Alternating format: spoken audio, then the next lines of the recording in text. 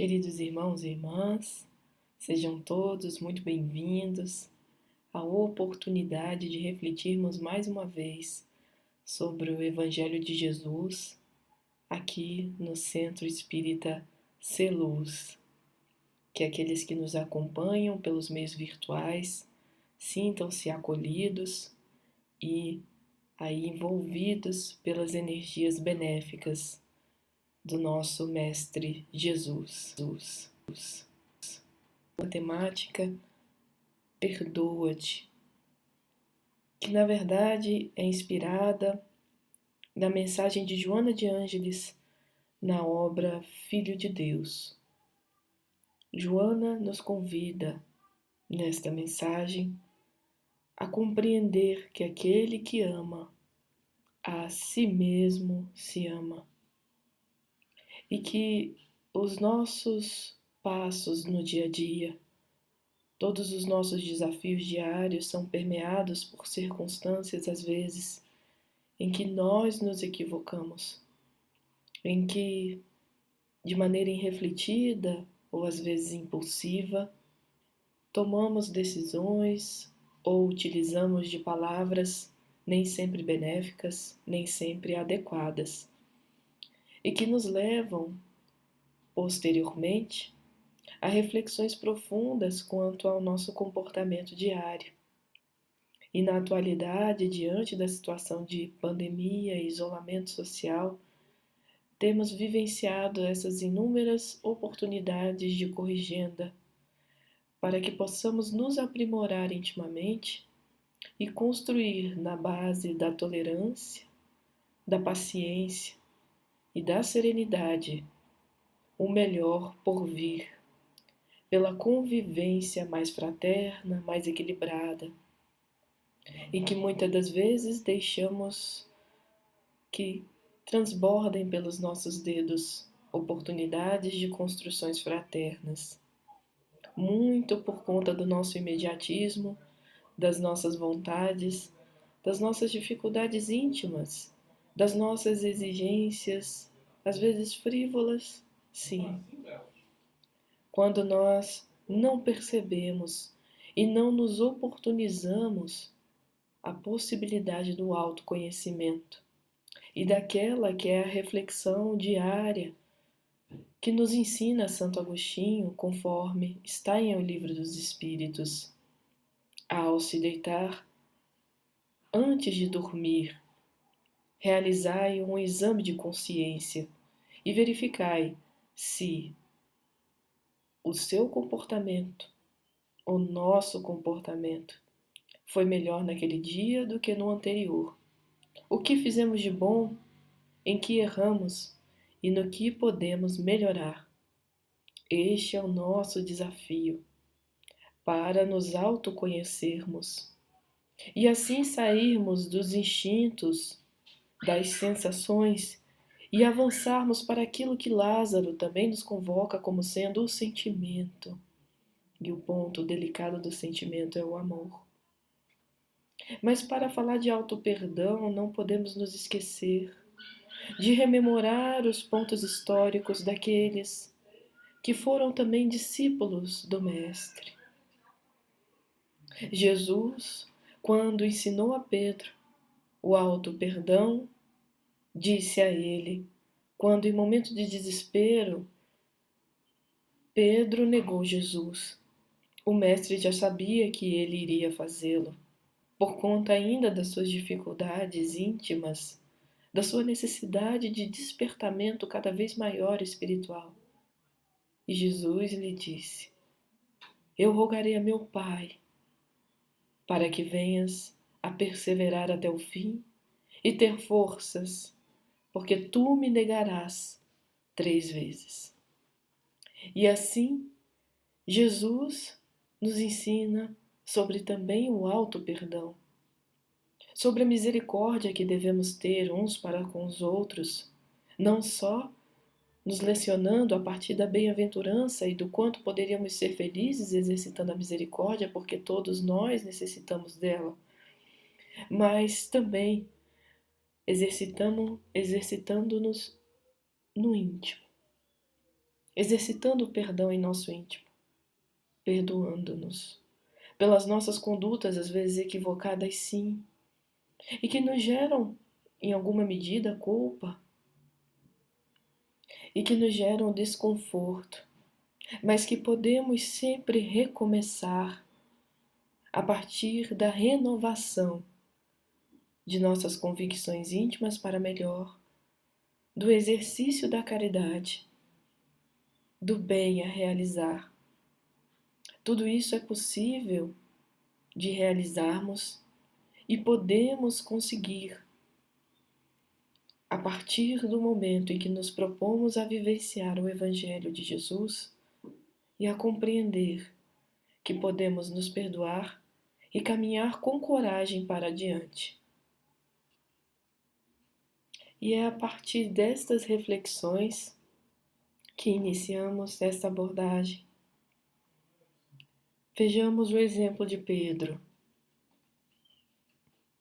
que quando, na época distante, Jesus foi preso, diante da multidão e daqueles que o cercavam, Pedro não conseguiu sustentar, naquele momento, a convicção firme e a fé confiante que ele sempre teve no amigo. Porque Jesus já considerava os discípulos amigos, como ele mesmo havia revelado, que os discípulos, que aqueles que servem, nem sempre conhecem o que o seu Senhor faz. Mas Jesus havia lhes revelado tudo. Então já não poderiam mais ser chamados apenas discípulos, tampouco servos, porque o servo não sabe do que o seu Senhor faz. Mas eram amigos. Então Jesus os conclama como amigos. E mesmo ceando juntos, mesmo tantas oportunidades o Mestre teve e assim o fez, legou lições memoráveis na residência de Simão Pedro, naquele momento de pressão, como todos nós vivemos às vezes. Um momento irrefletido e de envolvimento também espiritual. Infeliz, ele nega Jesus em mais de uma oportunidade.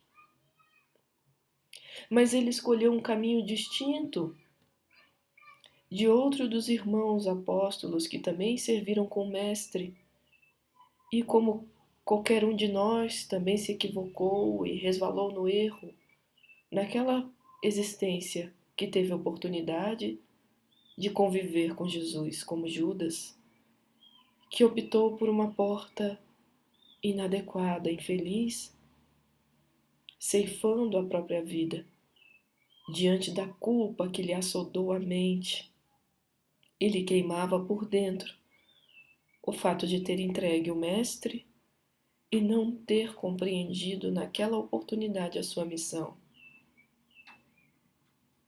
Pedro fez um caminho distinto.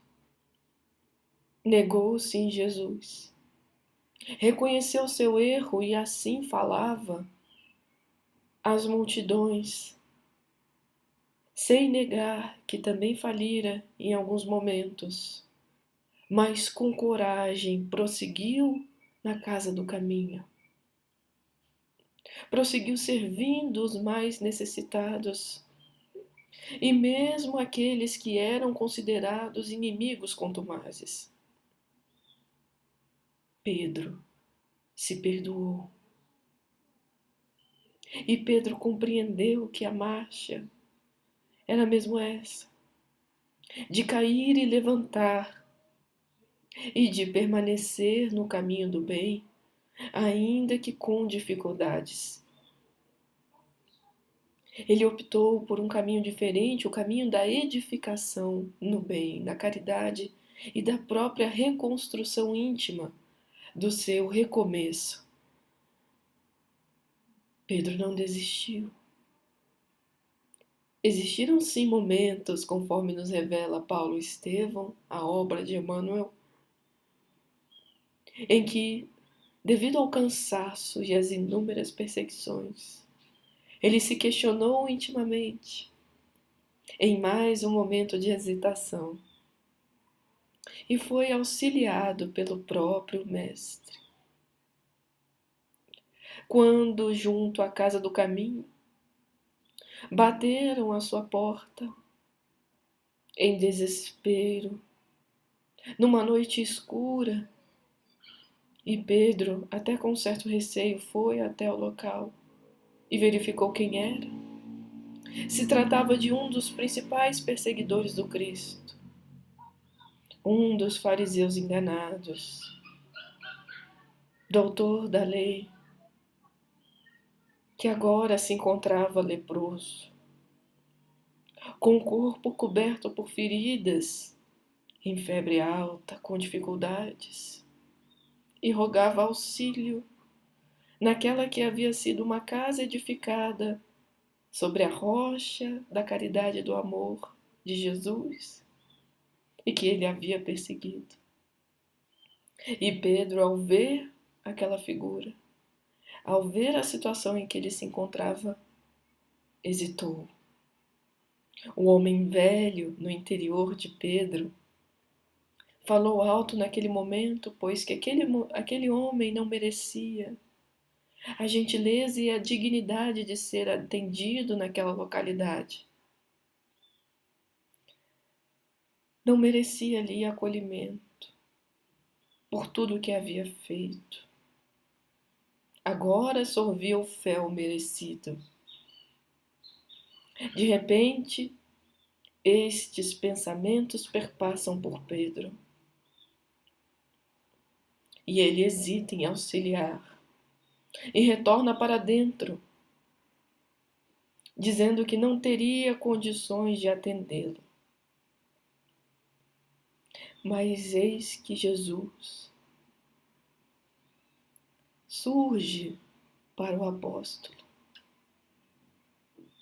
iluminado em luz, fazendo luz naquela noite escura, no local em que se reuniam muitos corações adoecidos e ali recebiam um pouco de amor para cobrir a multidão dos seus pecados.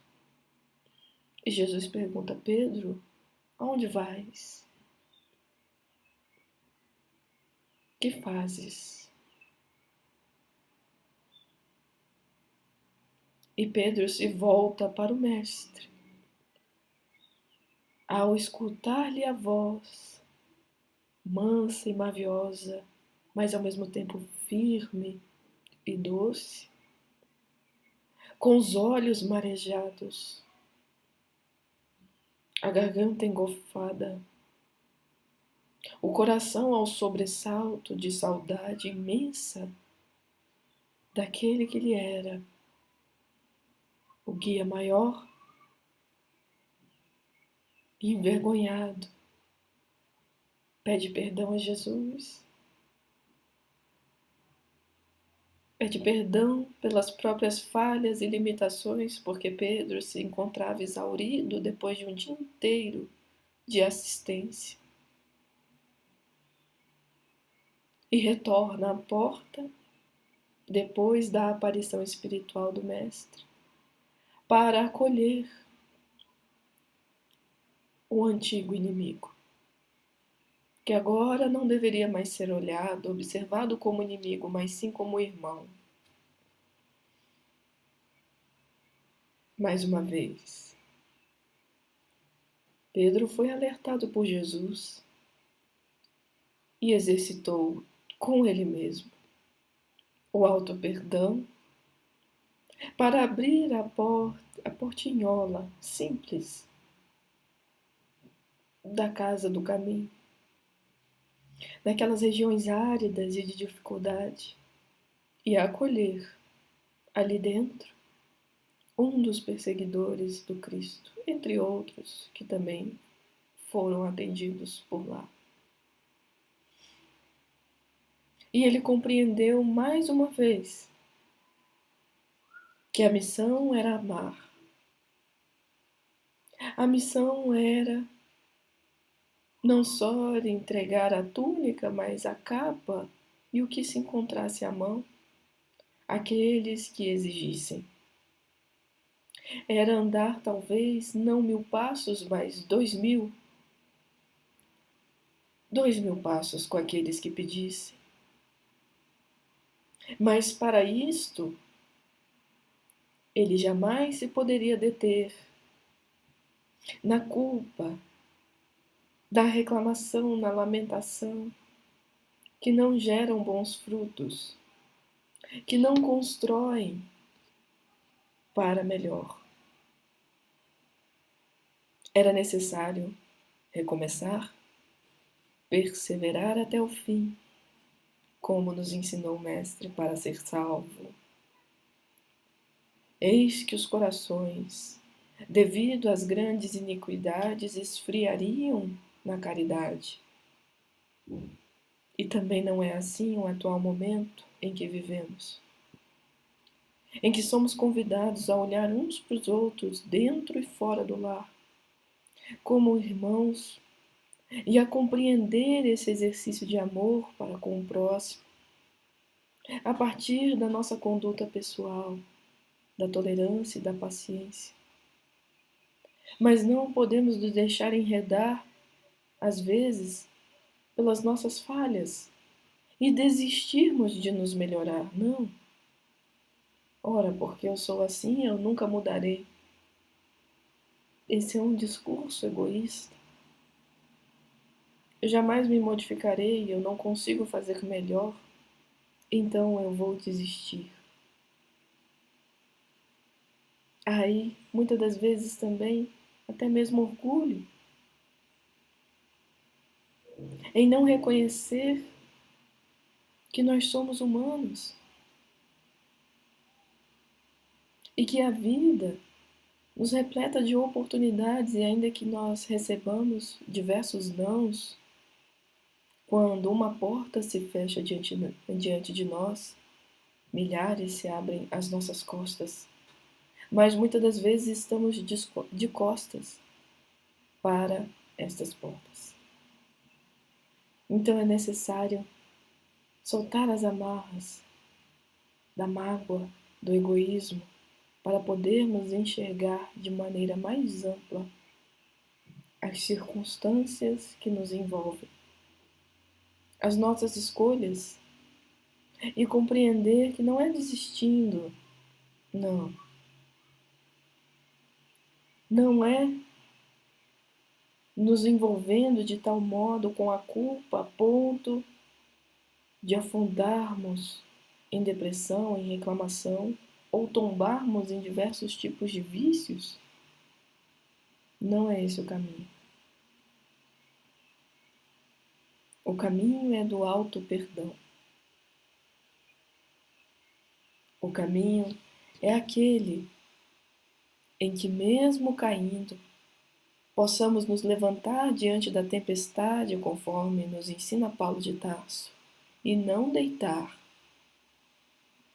porque deitando diante das intempéries, seremos arrastados por elas.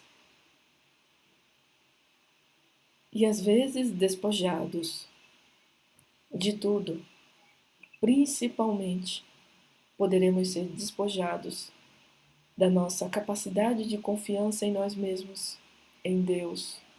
Poderemos ser despojados da nossa dignidade e da nossa esperança, se assim permitirmos. Mas não é isso que queremos para nós. Queremos sim viver com otimismo, observando a realidade como ela deve ser observada, mas sem nos enredarmos pelo pessimismo, pela reclamação, ou mesmo nos deixando levar pela âncora da culpa, que nos paralisa diante das obras e das tarefas que nos competem executar. Se falirmos, se errarmos, é um processo natural. da nossa humanidade. Vamos discutir, um dia estaremos mais cansados, mais impacientes. Sim, vamos falhar, vamos negar Jesus. Mas isso não nos impede de segui-lo, porque Ele nos ama. Ele nos ama e quer que venhamos após Ele. Quem quiser me seguir, pegue a sua cruz e siga. Ele nos aguarda para que venhamos a compreender o amor maior. E esse amor maior se inicia em nós. A partir do reconhecimento dos nossos limites, das nossas dificuldades, mas que podemos sim movimentar as montanhas internas. Já tivemos oportunidade de dizer isso outras vezes? E aqui reforçamos. E foi nessa mesma casa do caminho, depois que Pedro teve essa oportunidade de mais uma convivência com Jesus, que lhe deixou uma lição de acolhimento aos adversários e a compreensão da grande família humana que ele deveria acolher naquele local, de semeadura do evangelho do amor, de oportunidade da caridade, que ele também teve a oportunidade de receber Saulo de Tarso, brilhante nas suas capacidades, extremamente capaz, com uma inteligência ímpar e que chamava a atenção de todos os doutores do tempo, pela sua enorme competência argumentativa. Sua oratória era marcada e contagiava também as multidões. E isso chamou a atenção imediatamente daqueles que queriam divulgar as leis mosaicas, divulgar a revelação de Moisés e, sobretudo, infelizmente, combater o cristianismo, apagar o Cristo, algo que sabemos é impossível. Porque aquele que encarnou o amor marca para sempre e marcou para sempre a Terra e o universo. Mas Saulo ainda não conhecia Jesus e conheceu a partir da boca de um dos nobres discípulos que, não tendo conhecido o Mestre em vida, Gesiel, batizado por Pedro como um filho da alma, um filho do coração de Estevão, já sabia que Jesus viria ao mundo e sentia que ele era, assim, o verdadeiro profeta, o Rabi, a qual os judeus também aguardavam, o Messias que eles tanto esperavam para libertar o povo do sofrimento. Mas a libertação não seria através de revoluções violentas ou políticas. Seria a partir da construção interna, da libertação do sofrimento, compreendendo a capacidade que temos de amar. Estevão então discursa na casa do caminho. E Saulo, surpreendido também pela capacidade daquele jovem rapaz, ainda que de ar miserável, mas com uma amorosidade tocante, envolvia a todos os infelizes que ali se encontravam. E não foi diferente com Saulo, que não só sentiu-se magnetizado, mas também em seu íntimo, ainda orgulhoso, sentiu-se provocado. A redarguir aquele que falava sobre o amor e cantava o Evangelho. Estevão cantou o Evangelho a todos os corações. Disse a todos os infelizes as palavras acolhedoras e os ensinos do Mestre, que retiravam ainda aqueles que jaziam no gramado. Retiravam-nos do sofrimento terrível, a partir de esperanças novas e da edificação do reino dos céus.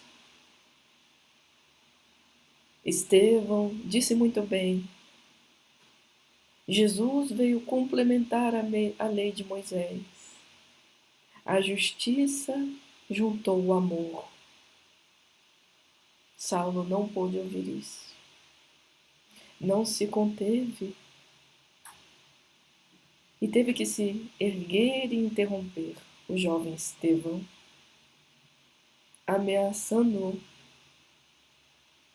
e de maneira orgulhosa convidando-o para ir ao templo,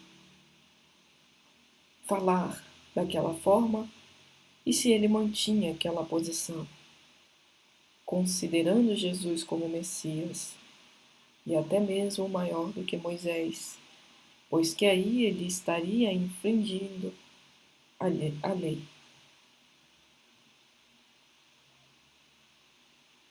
Estevão manteve-se calmo, sereno, ainda que emocionado. Acolheu Saulo como irmão. Ele, Saulo, que não sabia, estava defrontando, na verdade, o irmão muito amado daquela que era a sua alma afim, Abigail, a sua companheira, e que ele, com todo amor e desvelo, queria desposar.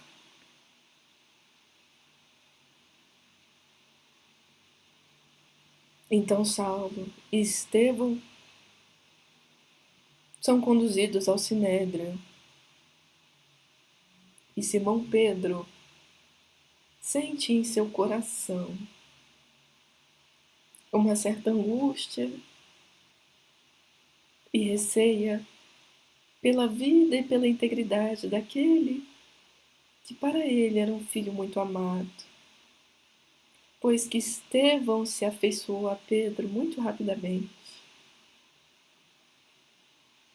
E ambos confabulavam sobre Jesus, e Estevão, na sua capacidade sensível e dócil, entendia de maneira plena e límpida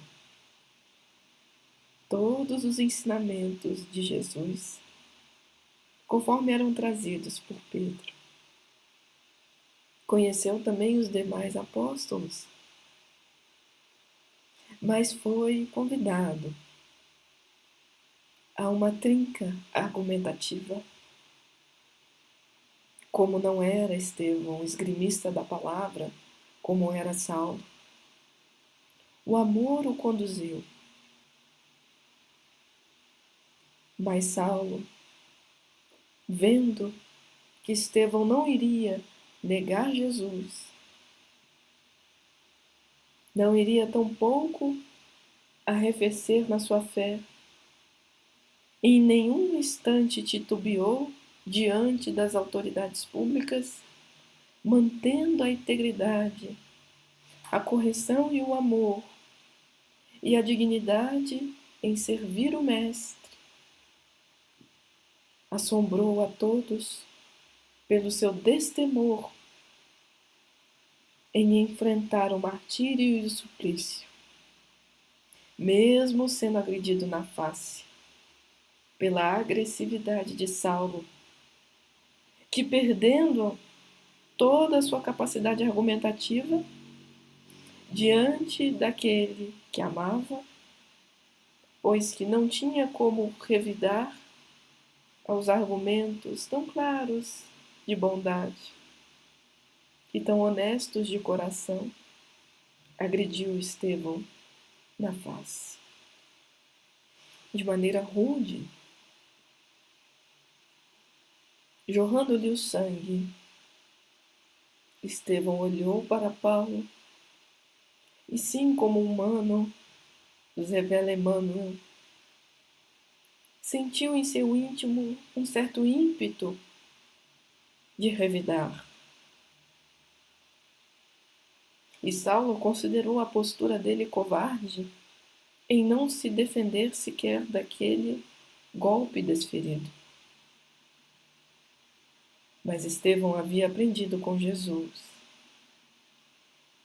e com Simão Pedro a oferecer a outra face, ainda que agredido em um lado de sua face. E ele fita Saulo com muito amor e compreende em seu íntimo que Saulo não conhecia Jesus como ele conhecia.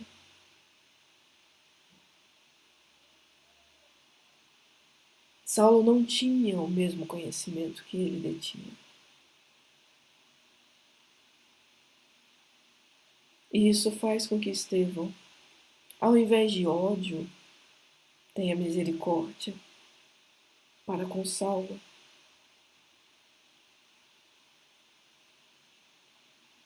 E não revida. O sangue jorra aos borbotões e ele continua sendo ultrajado pelos que se encontravam à volta e também por Saulo. Posteriormente é levado a julgamento e supliciado até a morte, apedrejado, lapidado. Mas eis que antes de desencarnar, Saulo descobre que ele é irmão de Abigail, a sua esposa. E fica extremamente ferido no coração por tudo o que aconteceu. Viu seu amor sentir extrema tristeza, o amor da sua vida. Viu sua vida de opulências não trazerem mais respostas. E no último ato, quando Estevão fita Saulo de Tarso, aquele que ainda era um homem velho naquele momento, Estevão diz a Abigail: ele ama a verdade, ele é bom, ele é correto. Estás em boas mãos, minha irmã. E por amar a verdade, ele vai conhecer Jesus. E ele será fiel a Jesus. Estevão desencarna e espiritualmente acompanha posteriormente Saulo de Tarso. E tal é tão forte o envolvimento daquele momento que Saulo, depois da convivência com Estevão, nunca mais foi o mesmo. E diante de tantas dificuldades vivenciadas,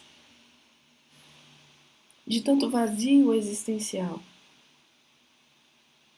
eis que Saulo vai ao encontro também do seu mentor, Gamaliel, que, vendo a conduta dele no sinédrio perante Estevão, não a ratificou, não foi favorável à forma como Estevão fora julgado. E Saulo acorre até Gamaliel, ao encontro na busca de respostas. No fundo, sentia sua consciência pesada por tudo o que tivera acontecido. Também não encontrava mais as respostas que gostaria nas perseguições indômitas, na morte dos cristãos que eram perseguidos, nos julgamentos injustos que eram realizados. Tudo aquilo passou a deixar o seu coração cada vez mais ferido. Eis que, em uma das perseguições desmedidas, Saulo saiu em direção à cidade, em busca, na verdade, de Abigail, mas também na perseguição de um cristão que havia semeado no coração daquela que era o amor da sua vida, o Evangelho de Jesus, e foi onde ela encontrou o maior consolo, o maior conforto à sua alma, tão dolorida, depois do desfazimento da união com Saulo. Saulo vai atrás desse cristão simples, humilde e bondoso, que pregava ao povilhão, pregava à população com todo carinho. Era ele sapateiro e vivia do seu sustento digno e simples e singelo, fazendo o bem, e já por sua imensa bondade conseguia inclusive realizar curas nos lugares em que passava. Sabia ele que Jesus caminhava com ele em espírito. Este cristão era Ananias. E Saulo sabia a direção que ele tinha ido. Damasco. Então, forte e saudável como era, doutor da lei e ainda investido dos poderes do Estado e dos judeus, seguiu com seus homens, atrás de este que ele considerava um contraventor, alguém que estava subvertendo a ordem.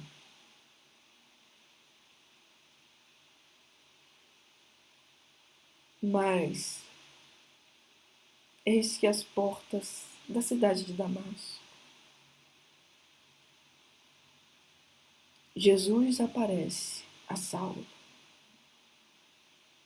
Saulo, Saulo, por que me persegues?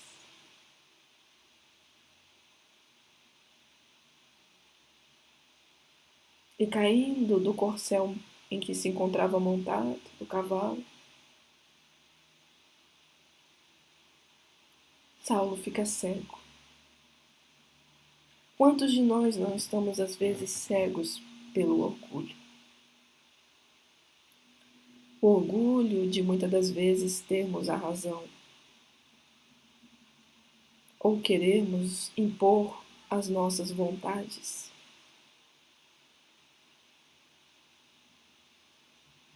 Ou acreditarmos que estamos certos, o que é certo e errado em determinados momentos. Será que o nosso julgamento estará realmente límpido? Será que o nosso coração está pleno para apontar a conduta de quem quer que seja?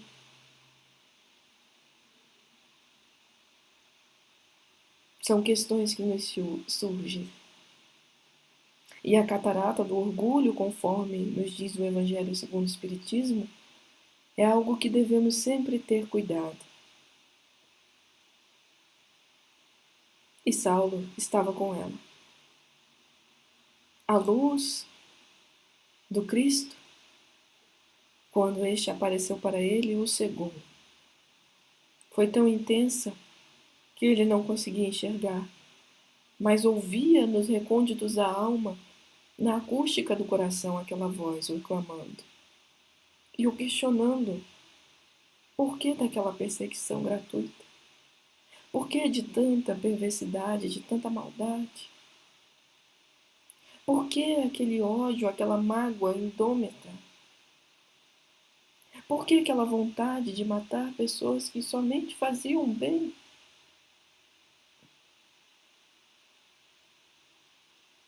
Que de subversivo auxiliavam os que tinham fome, davam alimento e acolhimento aos que tinham miséria,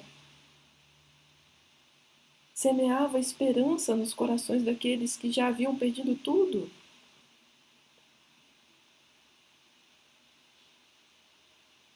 E Saulo adentra a cidade de Damasco, já sem os seus soldados e sem os seus homens que haviam entendido que, na verdade, ele havia enlouquecido devido à viagem longa e estafante. Mas não. Saulo estava naquele instante desperto, lúcido,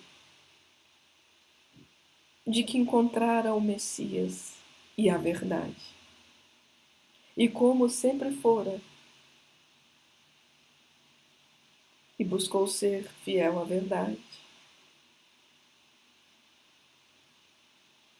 dentro do que compreendia. Sabia que sim, seguiria Jesus e abriria a mão do homem velho para o surgimento do homem novo. Foi uma longa noite e uma estada difícil em Damasco, até se encontrar com Ananias, que na verdade foi-lhe ao encontro pelo chamado de Jesus. Foi Ananias que auxiliou na restituição da visão daquele que era o homem mais temido dos cristãos, esse pequenino sapateiro, com um coração imenso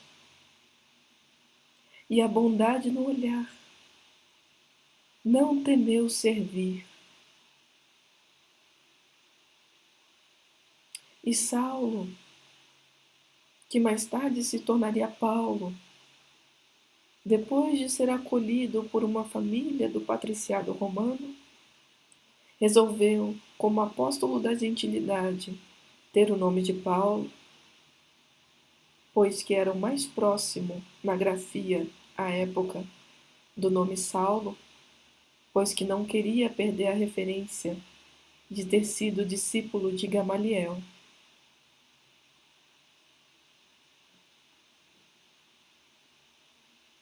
Paulo se perdoou.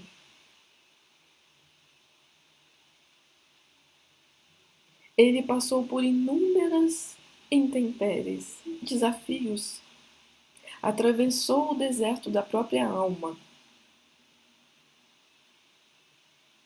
enfrentou rejeições, decepções inúmeras, dores, sorveu o fel.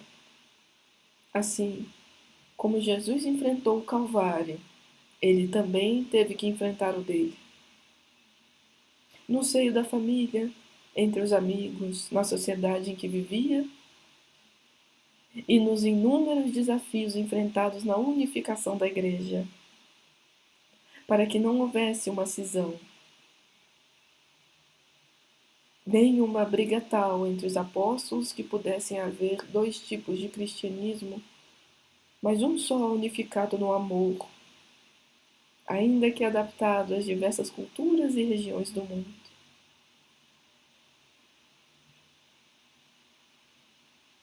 Ele, que também foi guiado por Pedro, passou verdadeiramente a servir a Jesus em todos os lugares.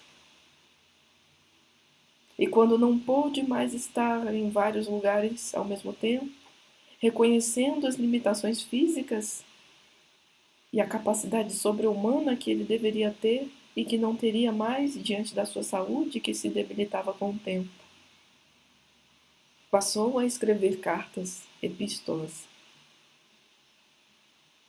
e ser inspirado por Jesus e por Estevão, que o acompanhavam espiritualmente, assim como Gamaliel, que depois do desencarne também passa a acolher e a inspirar o discípulo querido, para que este venha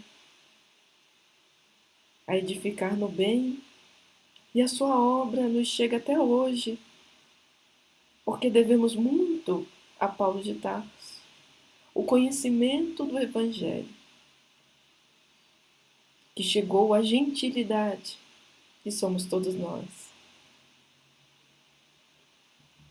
o conhecimento das bem-aventuranças que se chegaram para além das portas de Jerusalém, para além dos muros das cidades judaicas, por todo o mundo, pela divulgação no Velho Mundo, em Roma, quando finalmente o fora supliciado depois de enfrentar inúmeras prisões, prisões externas, mas jamais a prisão interna na alma, pois que Paulo se encontrava livre, aonde quer que se encontrasse, porque estava em paz com a sua consciência. Estava em paz com o seu ideal e a sua missão, porque havia optado pelo auto-perdão e pela capacidade e a confiança que tinha em Deus, em Jesus e nele mesmo, de edificar a obra nova, de realizar bons frutos e recomeçar pregando o evangelho de amor, acolhendo aqueles que se encontravam pelo caminho, realizando o bem e enfrentando, sim, as autoridades da época com altivez e com a firmeza que lhe eram características. Mas se Paulo tivesse optado por um caminho de culpa, remorso e de paralisação, que seria de nós hoje, talvez? Então, este é o convite de hoje, meus irmãos. Que nos perdoemos uns aos outros e que busquemos também perdoar a nós mesmos diante das nossas limitações, mas sem nos paralisarmos no erro, sem também concordarmos com ele. O auto-perdão não serve como uma borracha que apaga as nossas falhas e aquilo que devemos corrigir, mas funciona assim como uma alavanca de progresso para que venhamos a superar a nós mesmos e a domar as nossas más inclinações, a superar os nossos limites em determinadas circunstâncias, a reconhecer a nossa humanidade, mas também a não permanecermos no erro, a não permanecermos no pessimismo, não permanecermos paralisados na culpa, que não nos levará a lugar algum. Se Pedro tivesse optado por permanecer triste e depressivo, e tivesse se negado a falar aos corações porque faliu ao negar Jesus, ele teria perdido a sua missão. Aquela circunstância de falha, de desequilíbrio, na verdade lhe serviu como uma grande experiência em que ele poderia cultivar, sim, a partir dali, a humildade, reconhecendo a sua humanidade.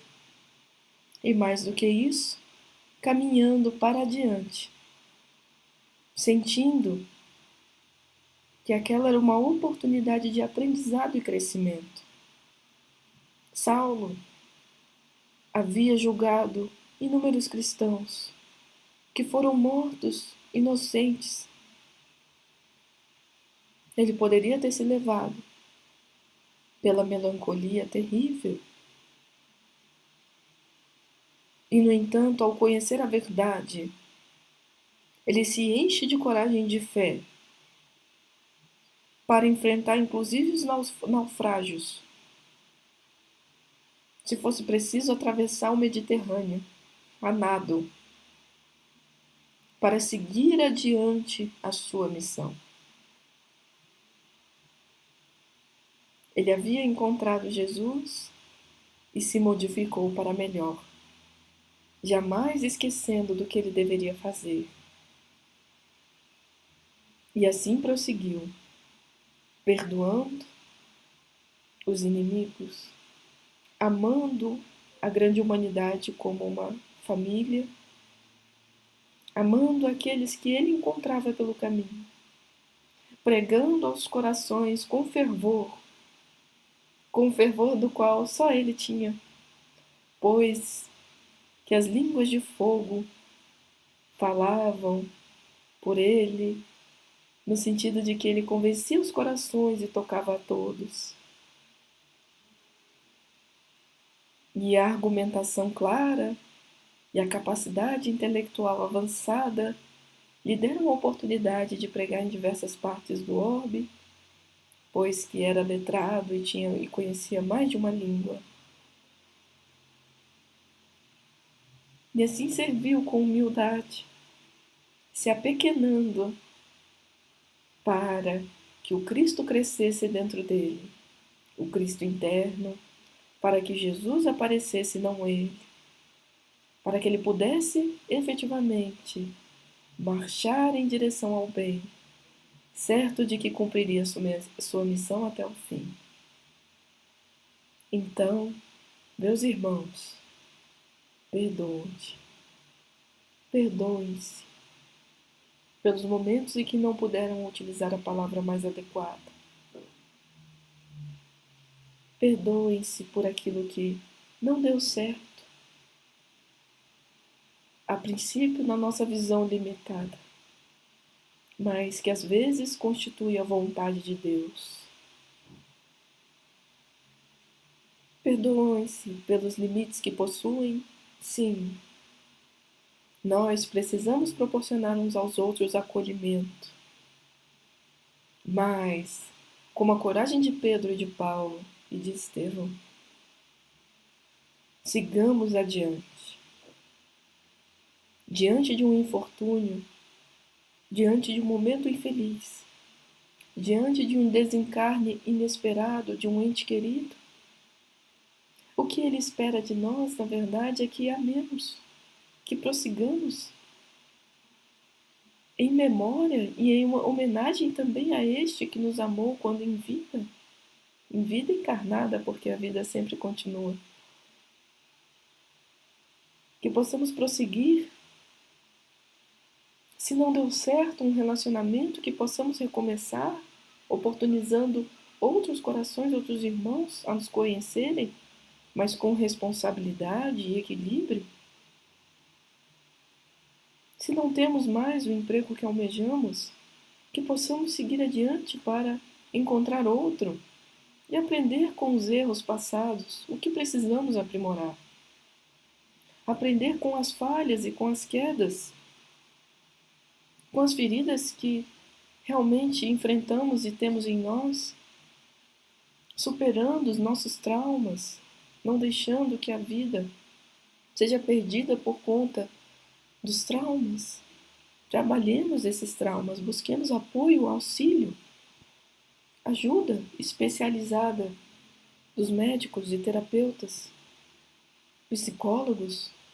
Não tenhamos vergonha de pedir apoio quando assim necessário.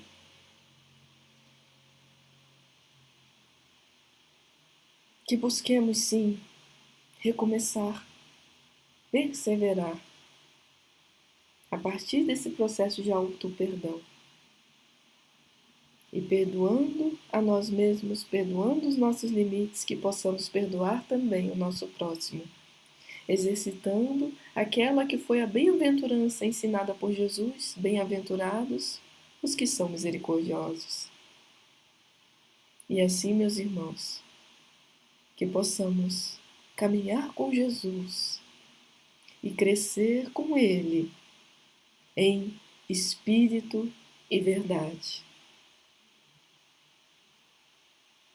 Como nos diz Joana de Ângeles, aquele que ama a si mesmo se ama e ama também os demais. Que possamos exercitar o amor e o perdão.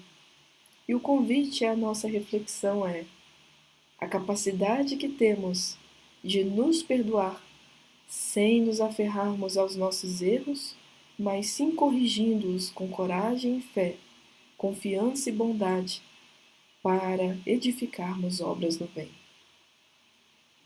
E assim agradecemos a oportunidade desta reflexão de hoje, desejando a todos um ótimo dia, um ótimo início de semana, de muita paz, muita luz e serenidade, muita confiança e comunhão com Jesus, comunhão com o Pai maior, Deus nosso Pai que nos ama e espera de nós que venhamos a exercitar cada dia mais as leis divinas em consonância com a sua divina vontade.